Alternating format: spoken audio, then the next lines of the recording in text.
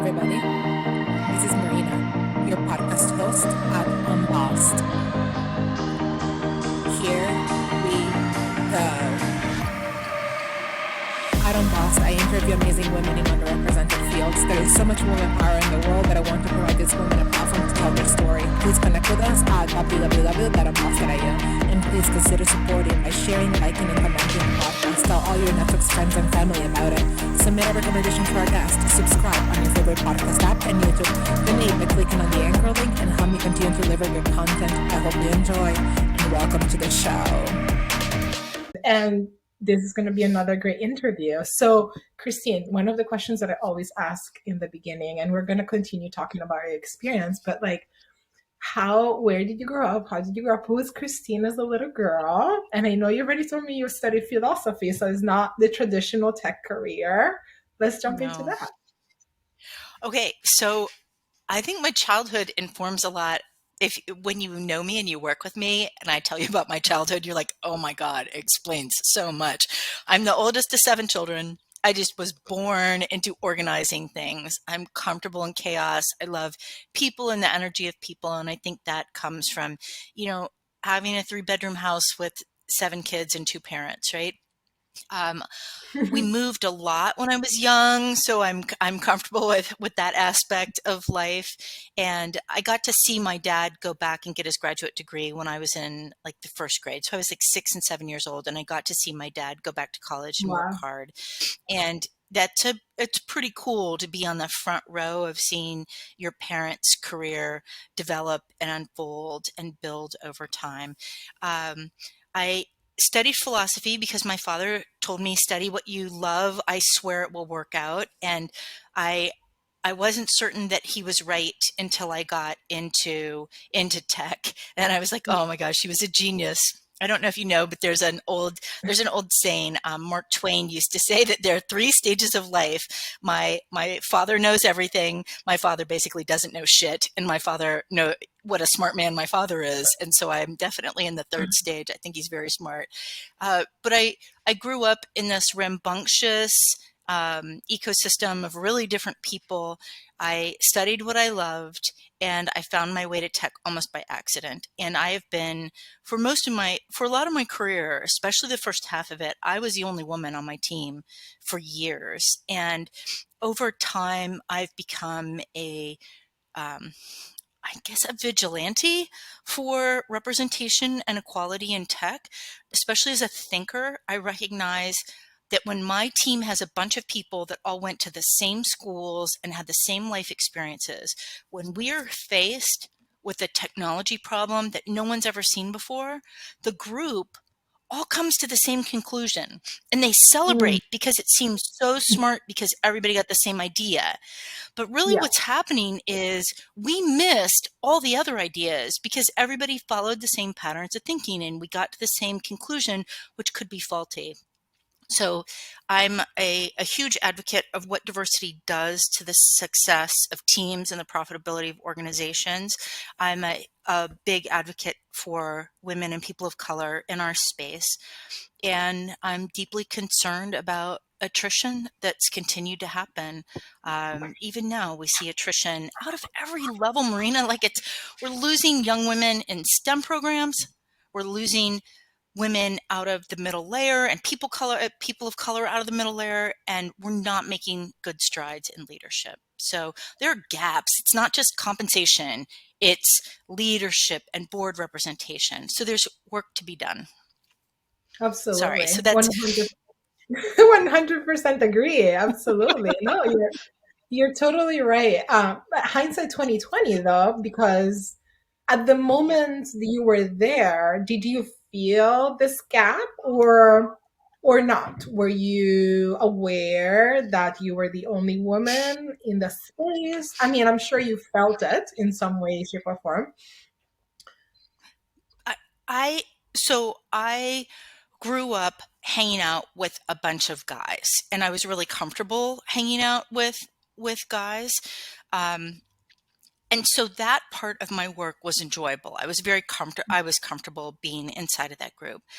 I didn't realize until later in my career, though, how Mhm. different my pay was, even though my Mhm. contributions were significant, or how different my opportunities were for advancement. And as I Yeah. started to become aware of gaps like that, and then I started, when I thought about, oh, shoot, that's happening to me, then I started looking around and realizing how it was happening to people around me. One of the women that I mentor, she and I were talking a year and a half ago, and she was brand new to her team. She was a new grad. There was another new grad who started at the same time. He was a guy. She said, she came to me and she said, so Christine, I need to ask you about something. He got put on a project, I got put on support, and they told me that a good way for me to learn was to cover the weekend hours. And so she said, when I first got hired to this team, they said there are 10 people on the team, each of us take one weekend a month.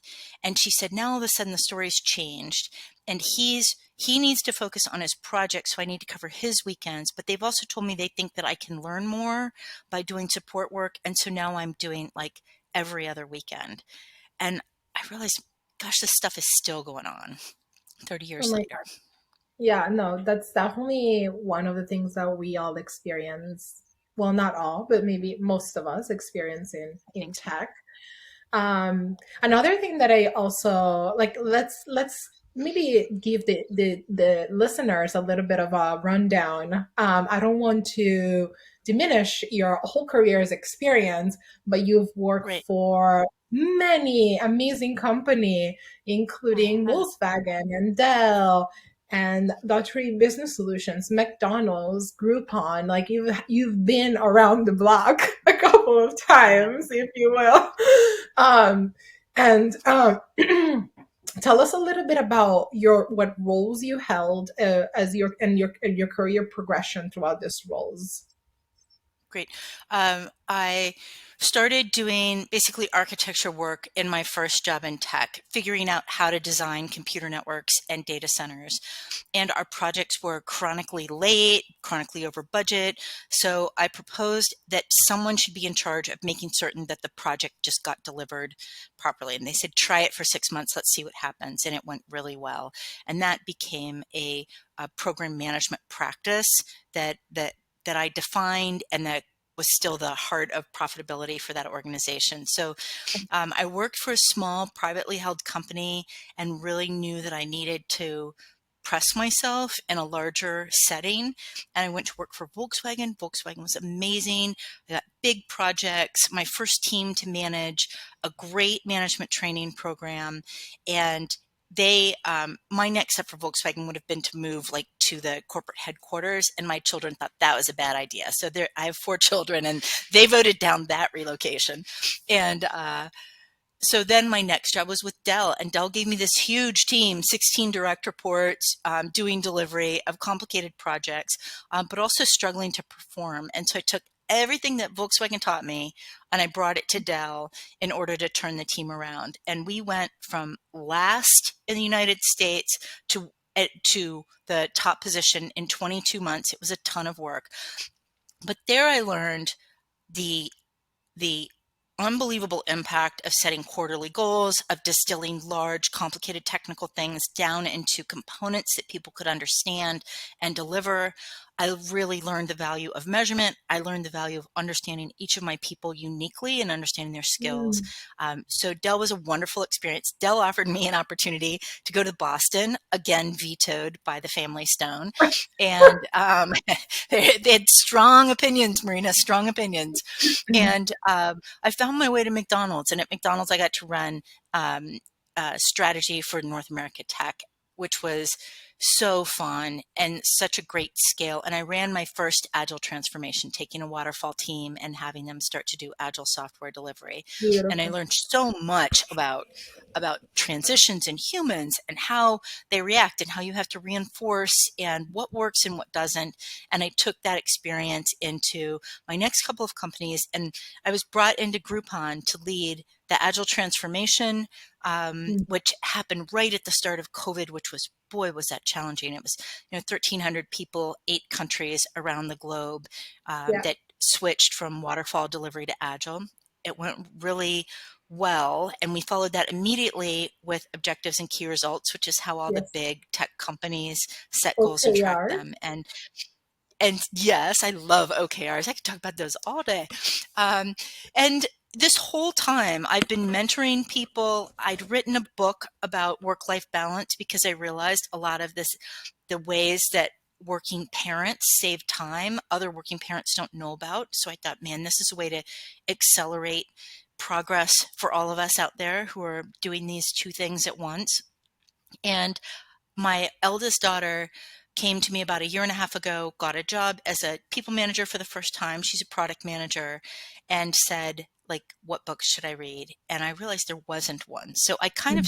I started coaching her just through emails, and the emails have become another book that comes out in the spring, and it's a practical guide for a brand new Nice. manager. And I think this is especially, well, I think it's challenging everywhere, but in tech, there's this pattern where someone's a brilliant software developer or someone's a brilliant architect. And we're like, you are so good at what you do. You know what we're going to do? We're going to make you the manager of a team of software developers. Or you are such a brilliant development team leader. We're going to make you the CTO. And those two jobs have it's like a Venn diagram, right? There's parts of those two jobs that are the same. But there's also this whole new set of skills about delivering at a different scale that comes into play. And that's where I've found a lot of joy in this last year, is helping people deliver at a completely new scale. Brilliant people, they just need to do it at a bigger scale with more people. Oh, love it. That's amazing, by the way.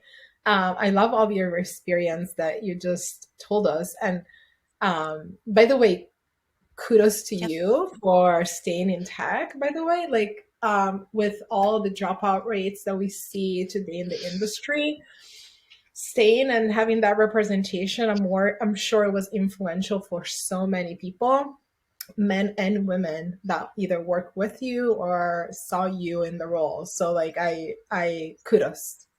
Thanks. Tip my hats Thanks. off. It's Sure. there were a couple of leaders that I've had, and seeing them in that role changed my career for me. To see them succeed. Deb Hollifay is one of my favorite CIOs that I've ever worked for. She's currently CTO of Starbucks, and she is brilliant and hardworking and unflappable. And to see her in that role just gave me this understanding that leadership was something that I was a good fit for.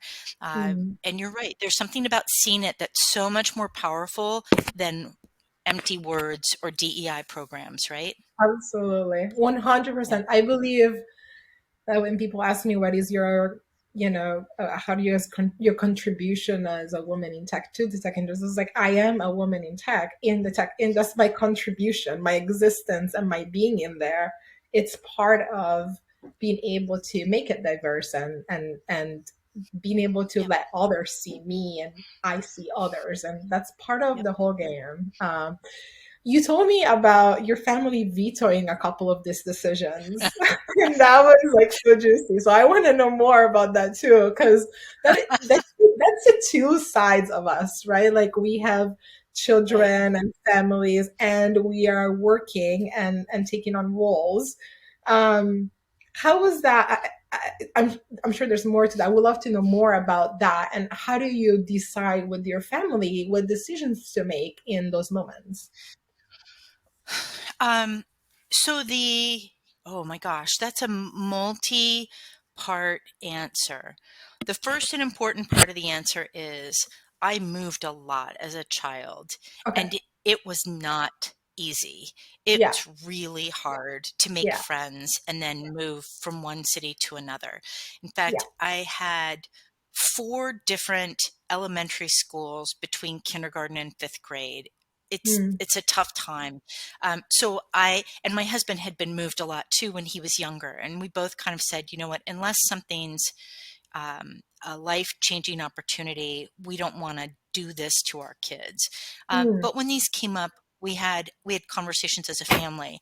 Uh, Jim and I would talk first, and we would say, okay, and he's had opportunities to relocate as well, and we would we would talk about it and say, okay, so right now we're a 2-income family. If we do a relocation, we're going to lose our, our nanny, our pediatrician, knowing where the grocery store is, dumb things like this. They take time to reset.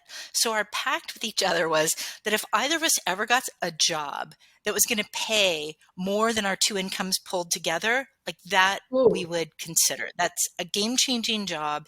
And then the other person could take 6 months off and make sure that our kids got re-registered for soccer, that we made certain that they got a chance to settle in, that we found all of these resources again. You cannot underestimate the network to support a family, can you? No. Yeah. It's a time-intensive thing to build. It's an important thing Yeah. to maintain. And the other part that I don't know that I talked about when I told you about these vetoes, there were really important educational points for my kids. Mhm. At one point, one of the jobs was like in middle school where they were getting ready to go to high school. And then the second offer to move, I had 3 kids in high school. And so they were, one was the captain of her sports team, and she had an independent study that she had designed with one of her favorite teachers. She was getting ready to apply to colleges. A relocation for a kid in that moment is tough. So it Mm. was the right thing for our family, but we, like I said, kept an open mind and really fully considered it, didn't dismiss it out of hand. And I went back, in each of the cases, I went back and tried to negotiate for taking on the responsibility without the relocation. And in some cases, I was partially successful, but it was, I don't regret it. But now Jim and I laugh, we're kind of in our renaissance. And so all of our kids are like, with great other people and doing work they love and in places in the country that they love. None of them are near us. They're all around the United States. And so now we're untethered, and it's kind of fun. So we travel a lot now. I know you move, you're really Nice. on the move with your kids. Do you feel like you're going to be hit with these same challenges when your daughters are older, when they're in like the high school age? Yeah, to be honest, I'm totally taking notes here because I'm like, okay, what should I do if I'm presented with this opportunity or situation when my kids are older? All my children are fairly young, so at this age, it doesn't even feel like they would be missing on anything. In fact, they would only be gaining experiences. Right, My daughters now right. speak. They went 6 months ago from speaking only English, from now speaking Dutch and English and Spanish with my parents. And so it just seems like a whole overall like win-win of experiences as human beings. But I can see how like being a kid in high school and having those moments, it would mean a challenging time, right? I'm just like listening and learning and hopefully like Yeah. get to be a great mom for my kids because that's really what we strive for, I think, in the end. And I think you bring up something that was really important to me and Jim. We talked about we didn't have our kids so someone else could raise them. And so a couple of the opportunities that we looked at, we knew we would have to get full-time care to take care of our kids for most of the day as we would go into offices. And both of us um, uh, asked ourselves, what life do we want to live? And who do we want to be? And who do we want our kids to be? And so we've made decisions with that in mind. Absolutely. So you've been working remote or partially remote throughout your career? My whole career. All remote Yeah. or partially No, remote? no, Partially. partially. Like, Yeah, and more importantly, flex time. flex time. Yeah. So I would do things, I would work out deals with my boss. First of all, I'm really good at my job. And when you're excellent, it's a lot easier to ask for someone to let you start a little later, leave a little earlier, do work after hours, that kind of a thing. So I've flexed my hours and I've worked remotely. But then I've also like had times where I've been in the office for long hours too. And Jim and I have worked out the calendar. Every Sunday, we would sit down and we had this table that we'd put on the kitchen table the two of us. And if he had to travel, he'd tell me which days he was going to be gone, and I'd write my name into the boxes. That would be like school drop off, school pickup, soccer practice pickup, or whatever it was. So I'd write my name into the number of boxes that I needed to cover because he was going to be traveling. And then I did this thing that was really hard for me. Like I stopped talking and I took my hands away from the paper and I like sat on my hands. And then I'd wait and he'd put his name in an equal number of boxes. And that was how we really got to the point that we started splitting things equally. Because when he was gone, I'd cover things. But then when he'd come back, we'd split them evenly. So that meant I got like, the 30% I covered plus, the other part, and the numbers did not work out. But that was a critical thing for us. But on those days that I had to drop off and pick up at school, I didn't get to the office until 9. I left at 2:30, but I would finish my work up in the evenings. And it's interesting to hear this conversation about hybrid and hear these old style leaders who are like, people need to be in person. And I heard, I was listening to a panel and my 30-year-old daughter was on the panel and somebody said something along those lines that we need to be in person in order to be successful.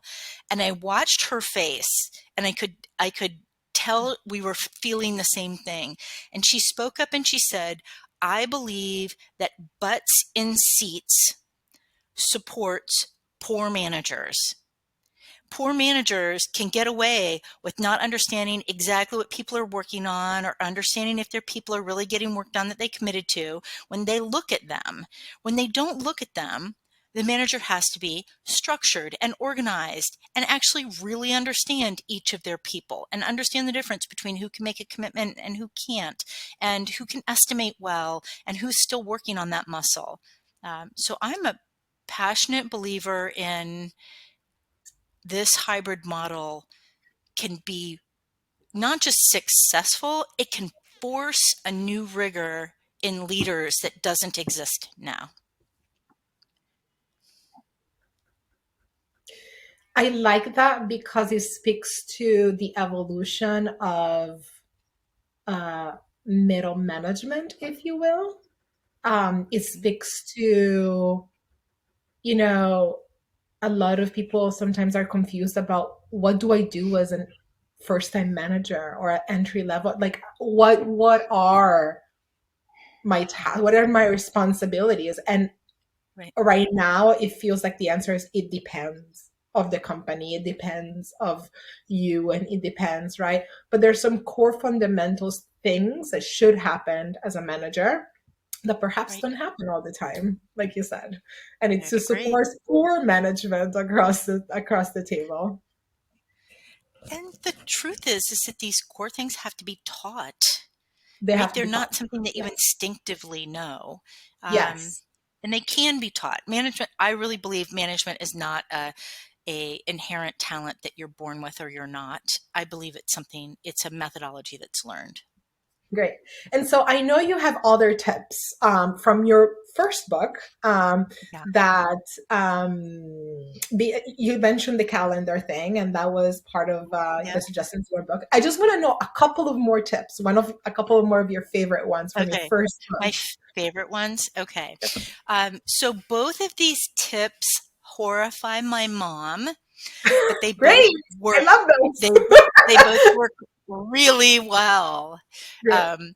Years ago, I was like giving my kids a bath. I live in Chicago. It gets very cold here and everybody was shivering, and I was getting ready to put them in their pajamas to put them to bed. And already I was thinking ahead to the next morning when they were going to wake up and they were going to be all cozy in their beds. And I was going to have to tell them to take off their warm pajamas and put on their cold clothes. And like every morning it was a battle. There were tears. It took forever.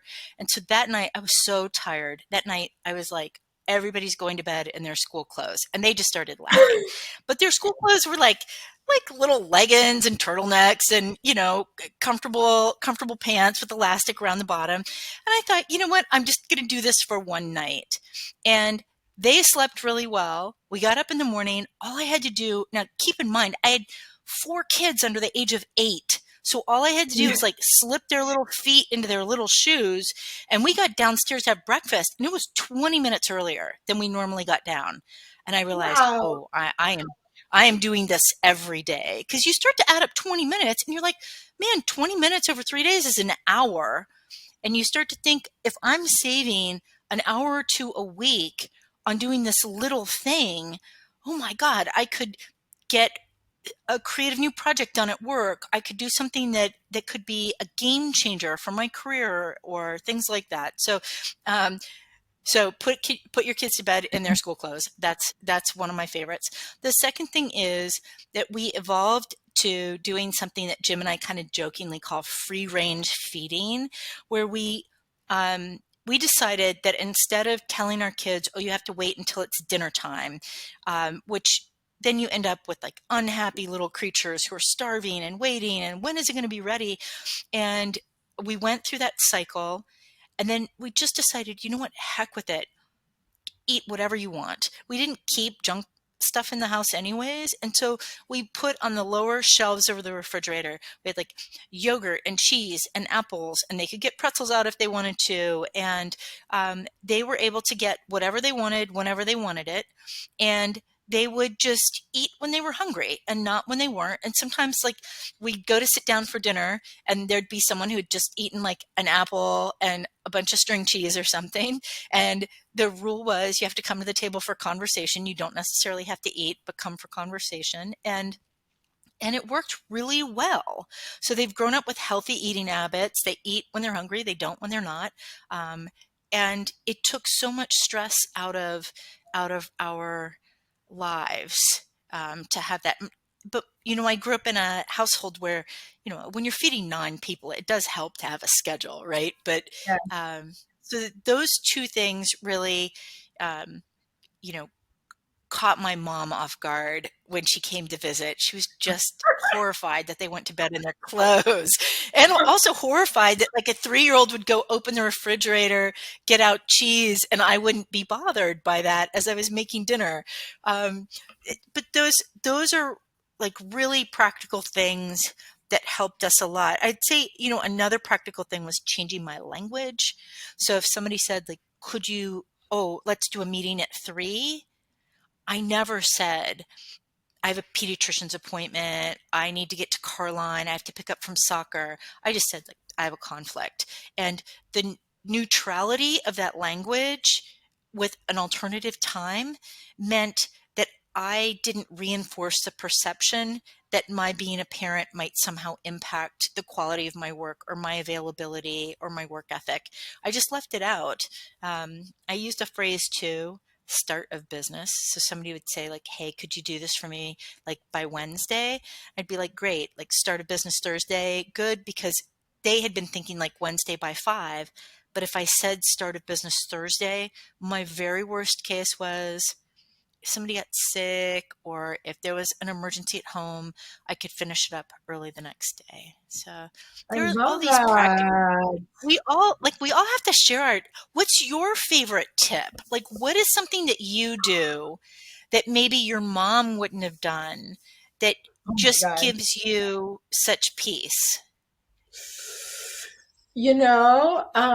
I think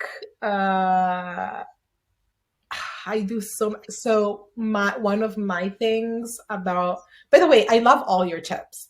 I love, well, what I truly love is the framework behind it. And I think the theory is take away the things that give your family stress, or take away the things that are stressful, so that you can enjoy your family more, right? So for Right. instance, for example, for us, getting dressed is not stressful because my daughters love to change their outfits. That's one of the things that they adore the most. So telling them to get in the clothes in their, put on their clothes for the next day would be like a Yeah. non battle for me. Cause like my daughter comes out in Right. the morning, she's like, what am I gonna wear today? She's like so excited. I mean, it's not a thing for us, right? But what has been something that I try to do is I have they all have iPad times now. They all have screen times, and I set it on the internet router. I set the time limits on the router. So instead of Yes. me being the bad guy that tells them do not watch Right. TV, the internet router is set to a schedule. And so it's like, okay, well, internet is over. It's gone. So like, and they know it's like, oh, okay, well, internet is over. There's no conflict because the internet is just down, right? So Right. it's a non-issue for us anymore. Yep. Because then I was always the bad guy who said no TV, no TV, right? Instead, it's Uh-huh. just like something, a system that happens. Right. Some of the things that my mom does not like is that I tell a lot of the truth to my daughters. I think I've been brought up with like a lot of like mysticism around being an adult and what things are. So my daughters ask a lot of questions, and to the best of their understanding, I tell them always the truth, so they know that they can always come to me for the real truth, even if it's like a curse word or something Right. of like sexual nature. If they're not ready for their age, I say like you need to wait until you're older for that Right. conversation. But otherwise, I try to explain to them clearly in words what it means. And my mom just hates it because she was like, you Okay. cannot talk to them like that.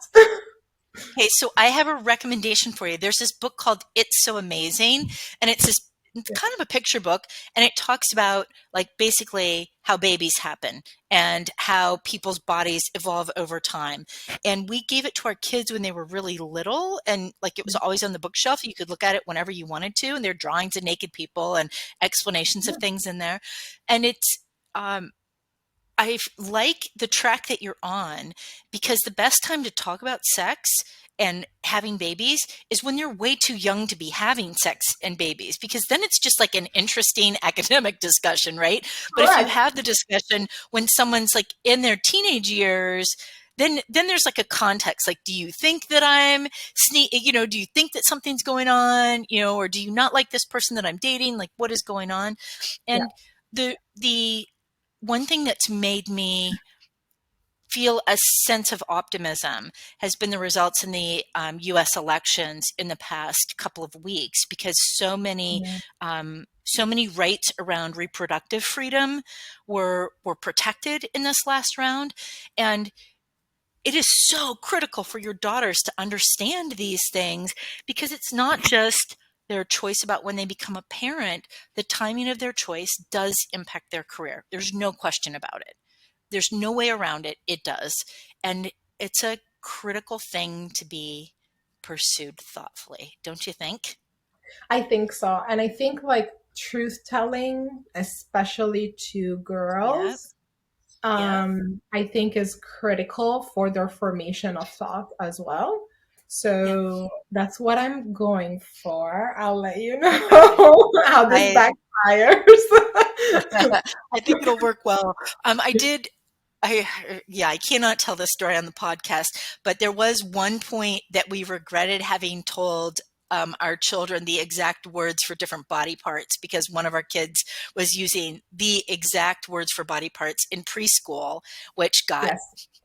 just caused a little My bit of kids a kerfuffle. So, my kids get a lot of flag for that too in school, and I uh-huh, go back and give the teacher that that's the anatomically correct word for those parts of the bodies. correct. Like there is no way Yep. around that. I'm Right. sorry, we're not gonna call it a hoochie or a Gucci or whatever that. I'm sorry. I just can't. Well, it's also for protection, right? Because when I ask my daughter at I some agree. point, has someone touched you in that place? She knows exactly what I mean. She knows Right. exactly the Right. place that I'm referring to. Right. And so the Right. answer is very clear to me. Yeah. Okay. So, um, when so you told me about when did you first start thinking about work-life balance, right? Right. Right. And how a little bit of the book came to be. Um, when um, when do you think work-life balance has become a topic that has impacted your your career and you mentioned like when the timing when you have kids will impact your career. And when we Yep. talk about work-life balance, we are talking about kids, but we also could be talking about potentially So other many other activities, things. Right. right? A person Right. may want to do. Do you know, or can you tell me a little bit about when have you noticed in your career when this became a topic, and how did it impact your career? Um,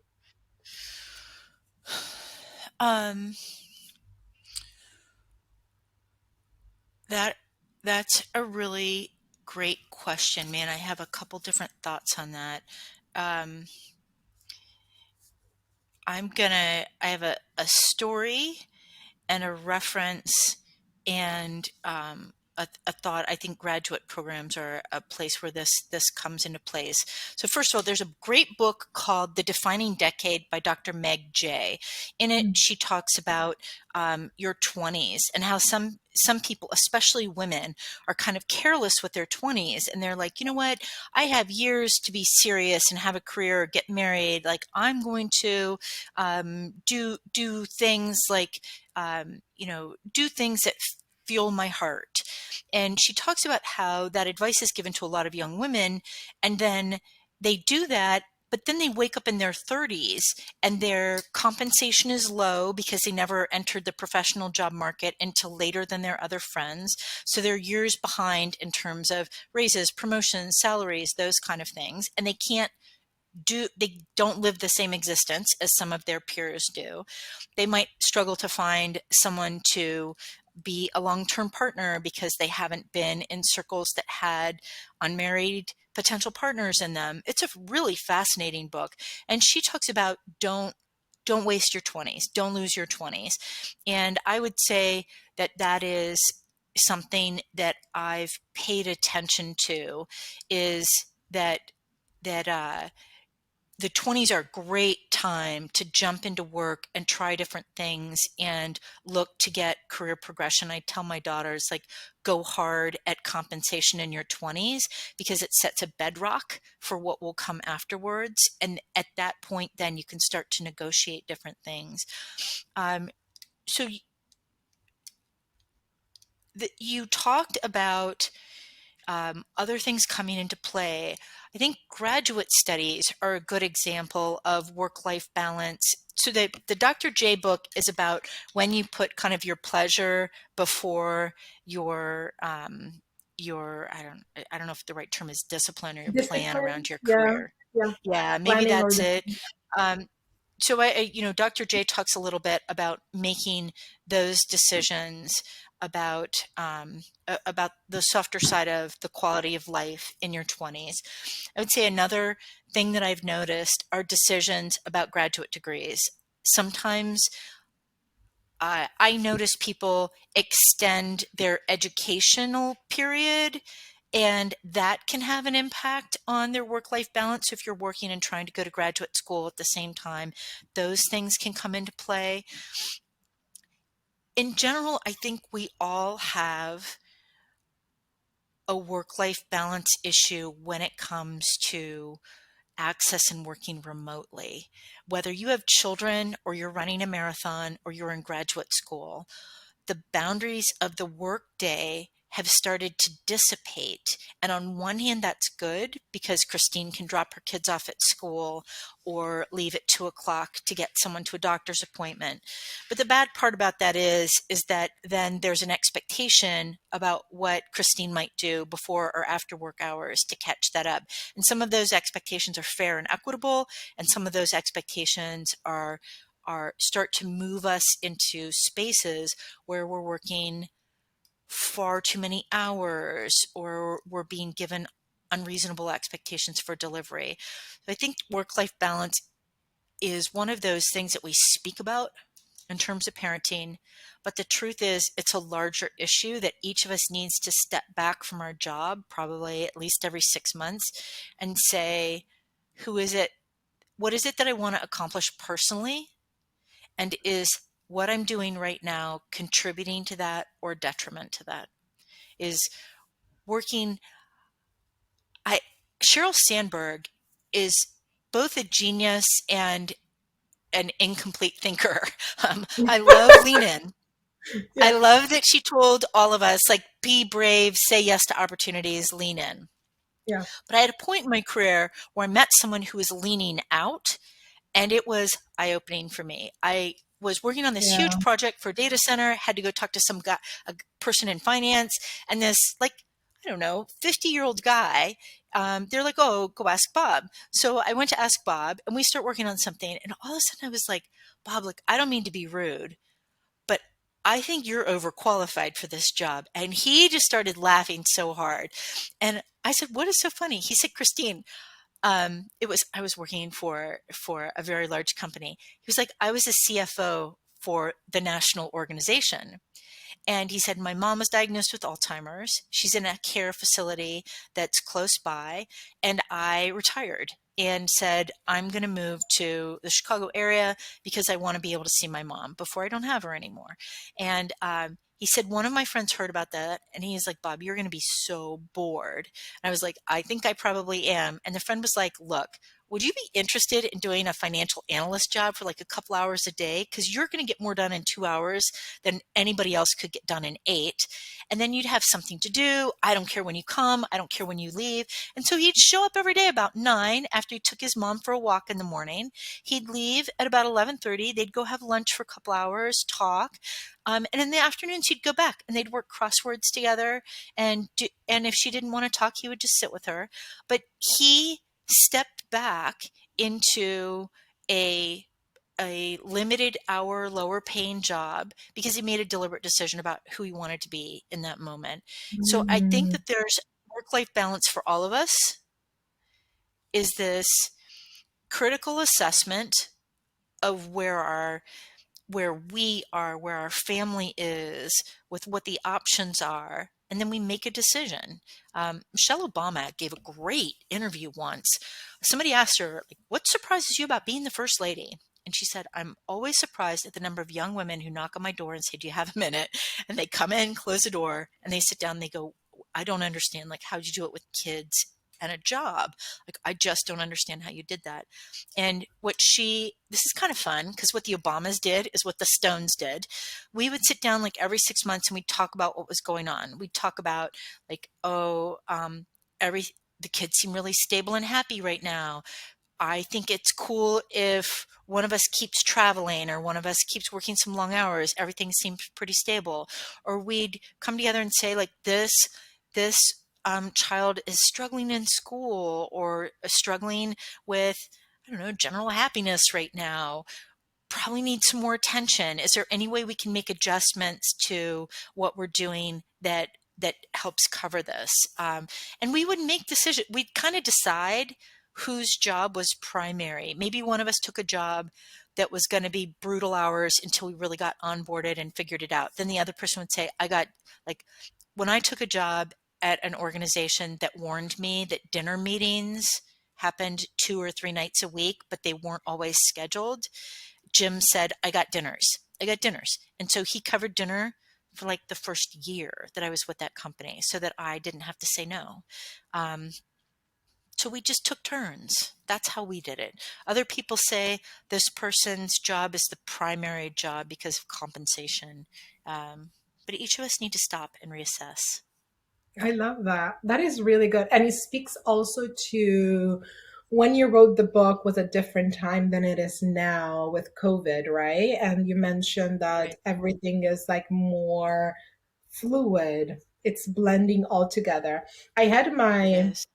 19-year-old niece, actually, she just got into UCLA. She just started, this is her first semester there.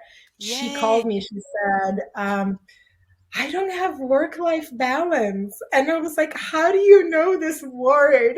Like you're 19. Like how in the world are you having this Yeah. vocabulary like that is manifesting in our younger generations? Like, yeah, I need separation from my school and my life. This is too much. Everything is blending all together and it's just seems like too much. Yeah. In that way, have you seen any differences in terms of like pre-COVID, post-COVID, of how you would recommend things, or maybe some we know the new trends, right? But have you seen anything else that you can give us insight into, um, based on when you wrote the book versus now? Oh my gosh, yes. Um, Things have changed so much. I'm just going to speak from personal experience. I didn't realize myself how little I was getting outside or how little physical activity I was getting when we were in the shelter stages of, of different points in the pandemic. And I didn't realize how it quietly crept up on me.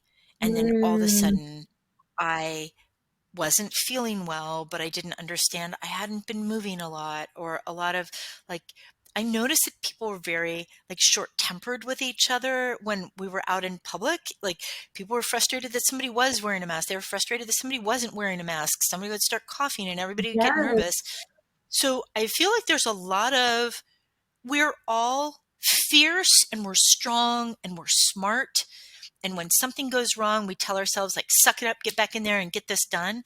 But the truth is that the pandemic added an extra amount of pressure to all of us. So where we might yeah, have been thinking about work and life, I believe for the first time, health became a third burden on us, but we right, all kind of like brushed it aside, like, oh, I got vaccinated. But there's still remnants of this worry of our physical health that are left behind. So I believe work-life balance got harder.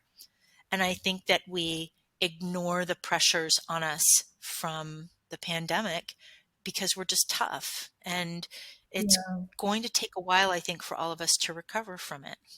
That's my that's my And experience. yeah, definitely. And like I think the follow-up to that is like, as a person who's writing a book about management, Mhm. how has advice about management changed based on where people are at today?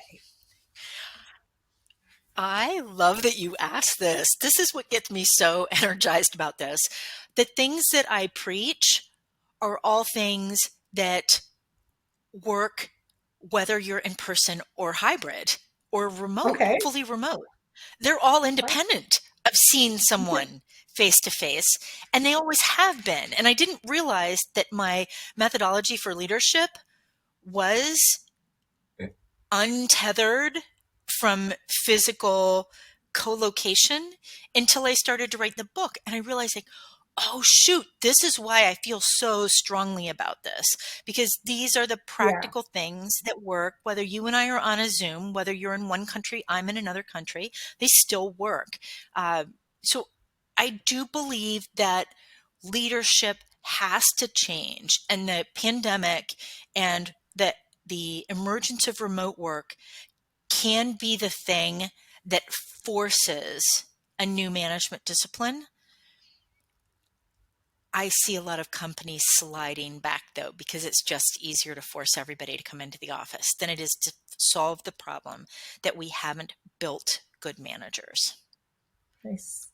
And So, so tell me, give me a little bit of insight. Give us a little bit of juice about the book. What is the good manager that is well equipped with dealing with not dealing with challenges in business, but also like helping people in their on their team?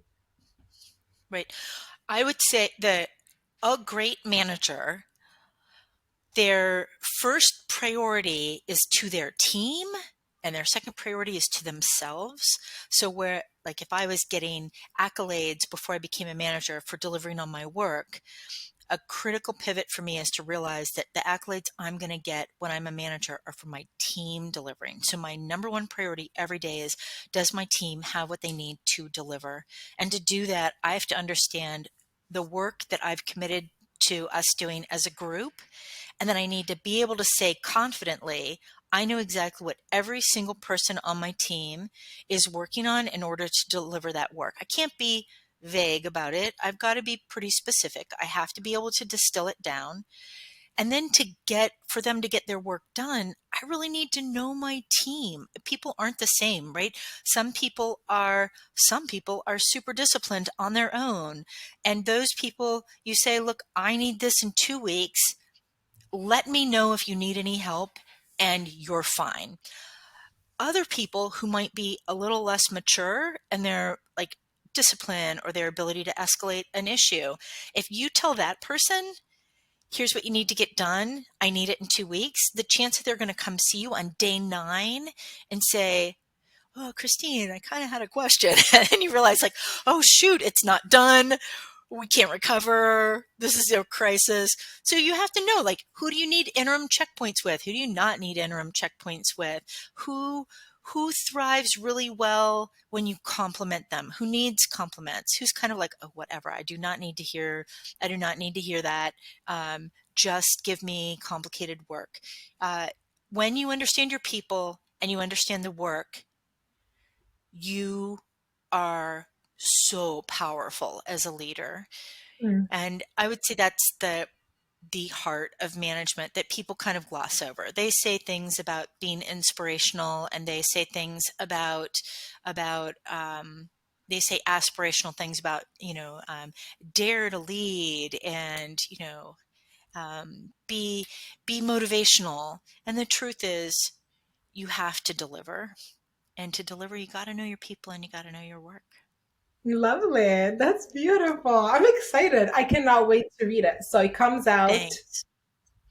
It comes out in late spring. Right now we're doing this really fun thing where we're doing cover designs and doing the interior design. So the book is written. So now it becomes a question of what packaging communicates a message best of all. It's a fun part of the process. Nice. And so you wrote 2 books. You raise your children, you're traveling with your husband, and you're working. What else? What else are you doing? What's in the future? That's not enough. We want more. You want more? Oh my God.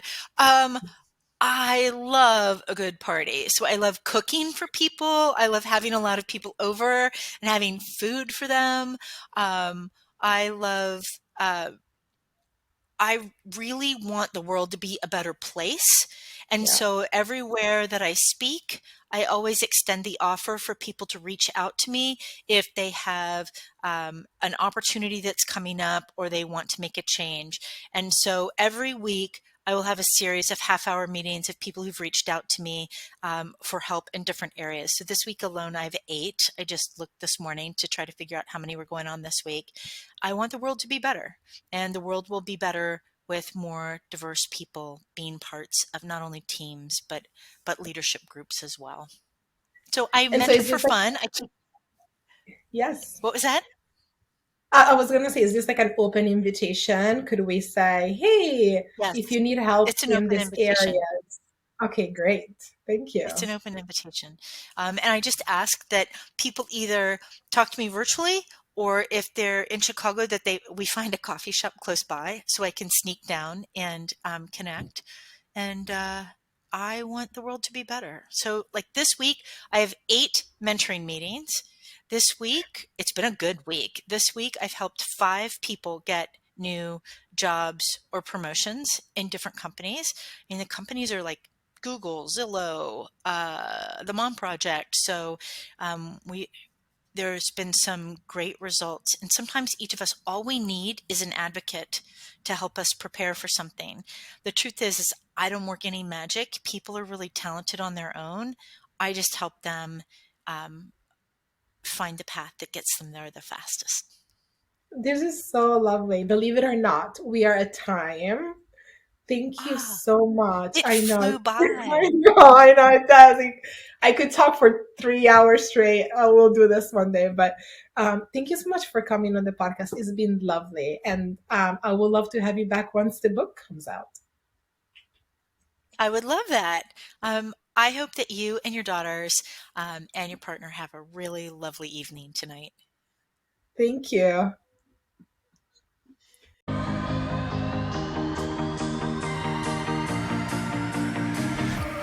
Woo!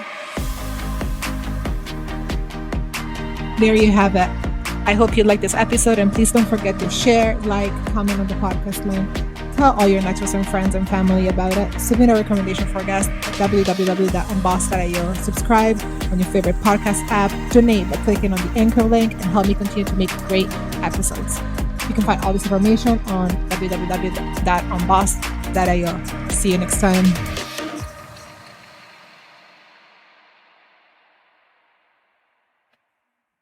Oh, that was good.